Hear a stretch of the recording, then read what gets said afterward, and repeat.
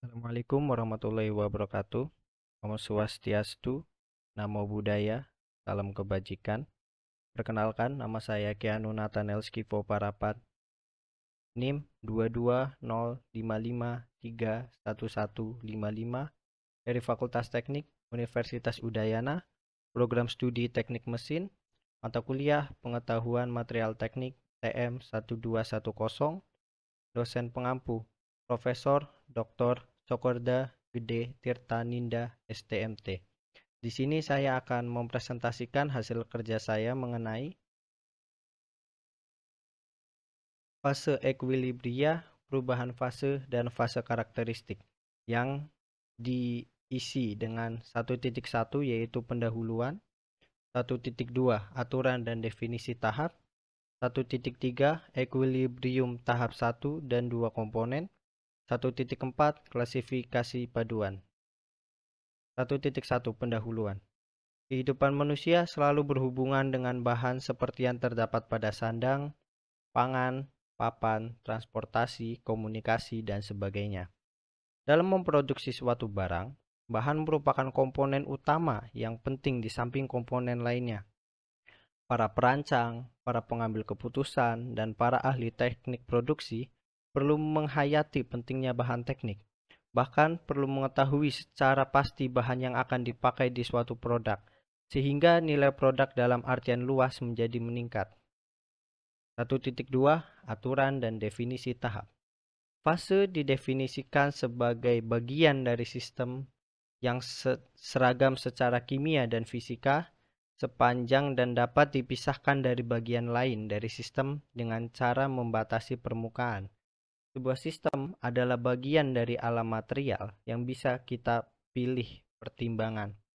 Keseimbangan antara dua atau lebih fase dalam suatu sistem yang mudah dipelajari dengan bantuan aturan fase diturunkan termodinamika oleh J. Gibbs secara Cara mudahnya, fase dapat didefinisikan sebagai sistem homogen dan dapat dipisahkan oleh fase.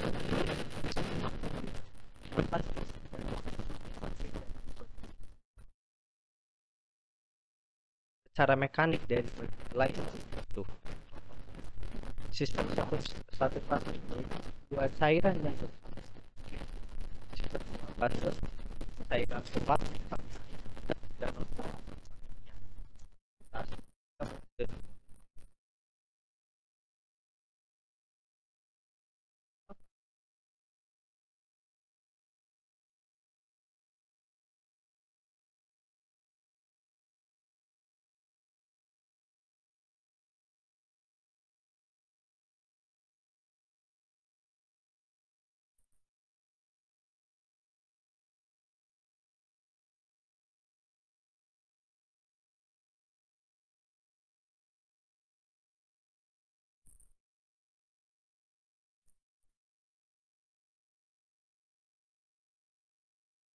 tidak.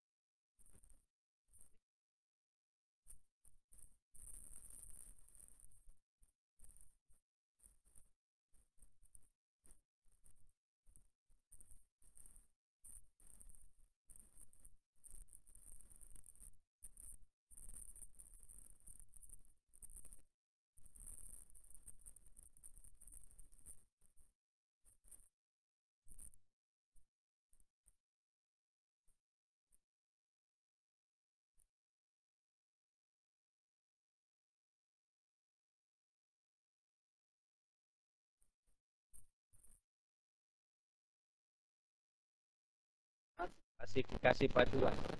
Paduan biasanya didefinisikan dari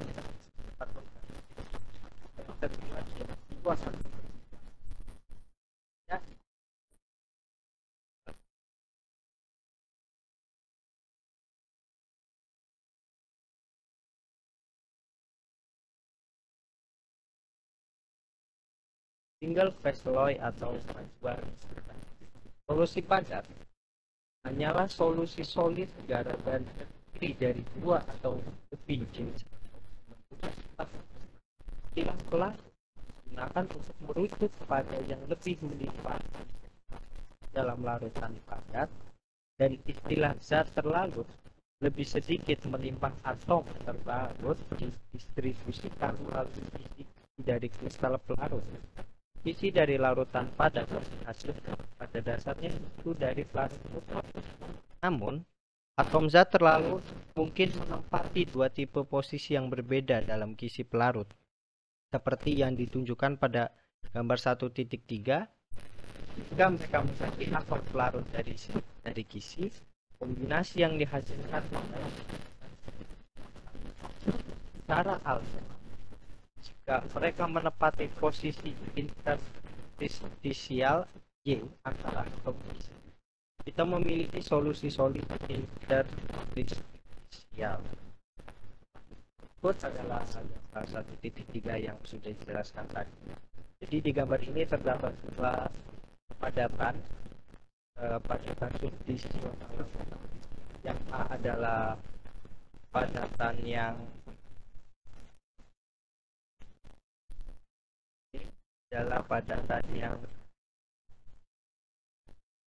solusi padat substitusi. Alloy jenis ini sering dibuat meningkatkan kekuatan logam. Sejumlah aturan umum yang tersedia, sebagian besar melalui karya Bumeroteri, sampai bantuan dalam pemilihan elemen paduan yang tepat. Artinya, peraturan ini adalah sebagai berikut. 1. Faktor ukuran relatif. Solubilitas padat yang ekstensif dari satu logam di logam lain. Jadi, jika dari pelarut dan atom terlarut berbeda kurang dari 15%. Yang padat terjadi antara dua logam. Di sana tidak boleh ada perbedaan di dalam elektronegativitas sesuai dengan yang ada di tabel 2.7 volume 1. Di antara mereka, karena semakin besar perbedaan dalam elektronegativitas adalah aktivitas kimiawi mereka, dan karenanya semakin besar tendensi terhadap pembentukan. Faktor valensi relatif. Logam valensi rendah bisa larut lebih banyak logam yang memiliki valensi lebih tinggi daripada sebaliknya. Sebagai contoh, sekitar 5% magnesium, di mana magnesium melarutkan kurang dari 0,1% emas. Faktor struktur kristal, logam yang memiliki jenis yang sama. Struktur kristal dapat larut dalam proporsi. Kemudian ada solusi pada substitusi. Alloy jenis ini sering dibuat untuk meningkatkan kekuatan logam yang diberikan. Jika aturan umum tersedia, sebagian besar melalui karya Bumeroteri kurang lebih sama. Jika atom alam itu target atau listrik dari atom pelarut, ada distorsi wilayah terlarut atom. Hambatan yang ditimbulkan oleh distorsi terhadap pergerakan dislokasi pada bidang seni meningkatkan kekuatan paduan. Di faktanya, sebagian besar perubahan properti dalam solusi padat disebabkan oleh distorsi bisnis macam itu. Efek maksimum yang terjadi di dekat komposisi, mana distorsi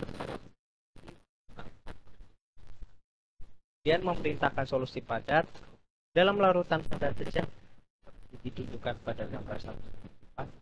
Ada dua jenis atom yang didistribusikan secara aktif pasifisnya dalam struktur. Beberapa paduan bagaimanapun memiliki properti yang mereka bentuk, seperti solusi padat berantakan di lebih tinggi suhu karena agitimasi termal yang lebih besar, namun lebih rendah suhu mereka berubah menjadi susunan teratur, dan keduanya jenis atom struktur yang tertata. Seperti itu disebut Asuperlatis atau disebut superlatis atau suprastruktur. Pemesanannya disebabkan oleh kekuatan interaksi antara dua jenis atom. Pemesanan yang sempurna dari solusi padat ternyata bisa terjadi hanya jika dua jenis atom hadir dalam satu tertentu, seperti 1:1. Kemudian kekuatan kedua itu disebabkan sel satuan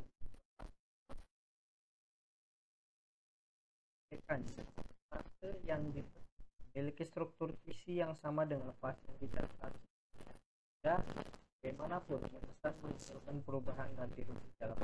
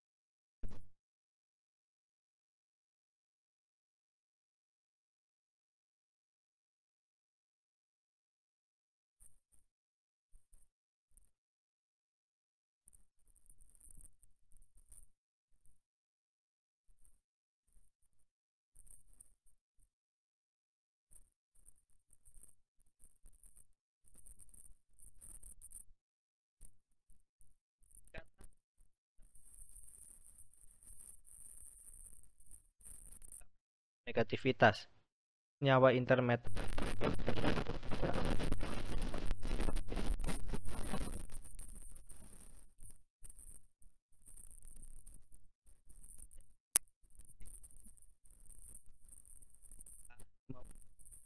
relatif atom kecil, yaitu hidrogen, oksigen, karbon, boron, dan nitrogen yang membentuk solusi solid interstisial.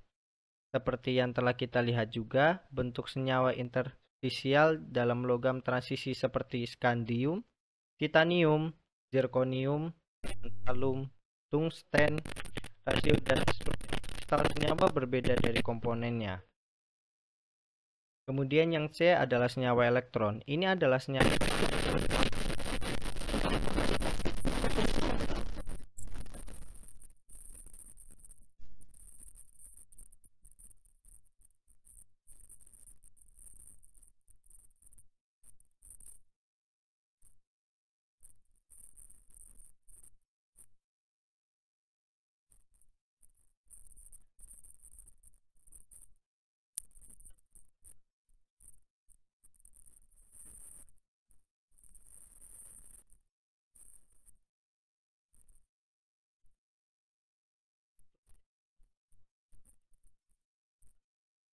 mungkin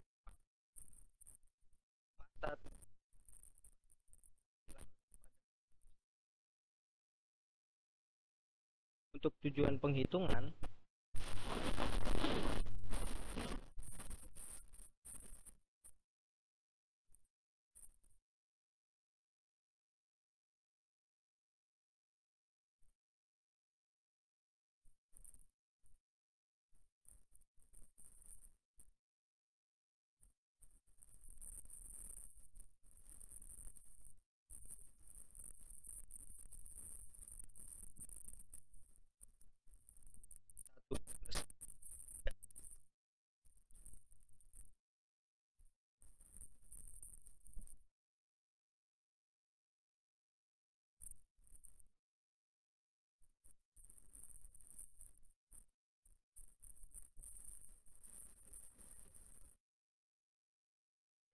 ganda dibentuk selama batas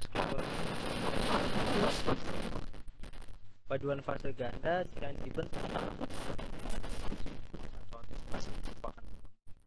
atau jenis paduan fase tunggal larutan padat substitusi atau sial. Dan ini daftar pustaka yang saya gunakan. Terima kasih sudah menyimak pembahasannya, kurang lebihnya mohon maaf. Assalamualaikum warahmatullahi wabarakatuh. Santi.